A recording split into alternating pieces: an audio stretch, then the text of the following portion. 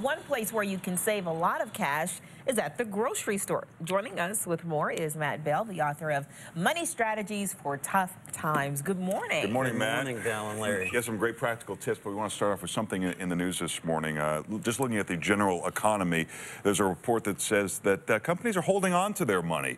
What does that mean for people who have money in the market, even if it's just mutual funds? Yeah, I think that things are going to be tough in the economy for some time to come. I mean, I think people are talking about the jobless recovery. We're not seeing unemployment get any better. We're seeing households not spending too much money. So I think the economy is going to be tough for a bit longer. But do we continue to stay in the market and put money in the market, or do we just hold it out and try and retire? It depends on how old you are. If you're young, I think you do stay the course. It's pretty amazing. If you look over, say, a long period of time, like 10 years, and so you say, wow, that's a wide time horizon, and yet there's very few individual trading days within that long time horizon that account for the general uptick in the market, and so it really tells me you've got to stay the course.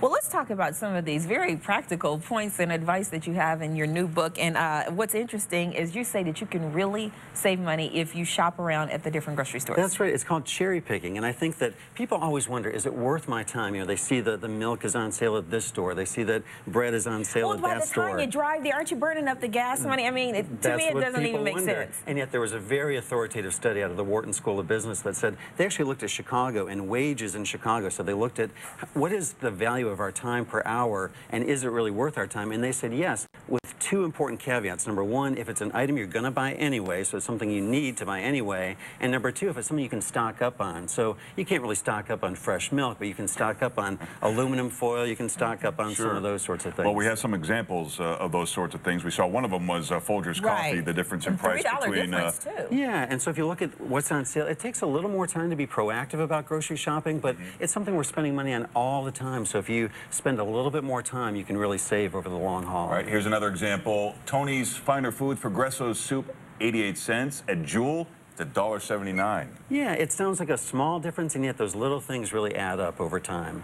Right, and then we have another here, because Aldi has a gallon of milk for $1.79. They tend to have the least expensive prices on some of the things that we buy on a regular basis. And so if you buy certain things that you're buying very often at the stores that have the best prices, you will save over time. I think one of the other interesting things about your book is that you talk about a budget. And, you know, people think, oh, you know, if you're struggling, then you need a budget. But you say, actually, the millionaires stay rich because they operate on a budget. That's one of the most surprising findings, I think, from The Millionaire Next Door, one of my favorite books about money, is that over half of millionaire households use a budget to manage their money. So if it's good enough for them, it's probably good enough for us.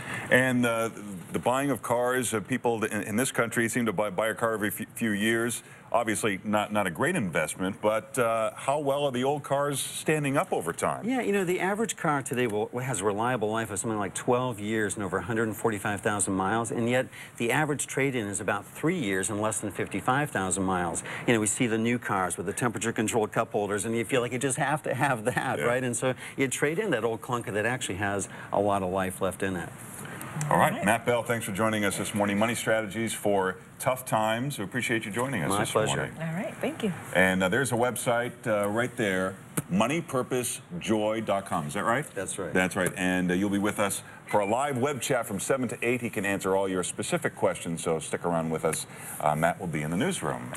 Thanks, Matt. Thank you very much. So we're helping you out. Matt Bell is the author of Money Strategies for Tough Times, and he is in our newsroom right now. He is answering your money questions on our WGN web chat. You can log on to WGNTV.com.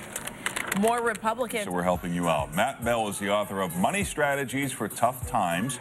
He's in our newsroom right now, and he's answering your money questions this morning live on our WGN web chat. Hey, Matt, thanks for joining us this morning.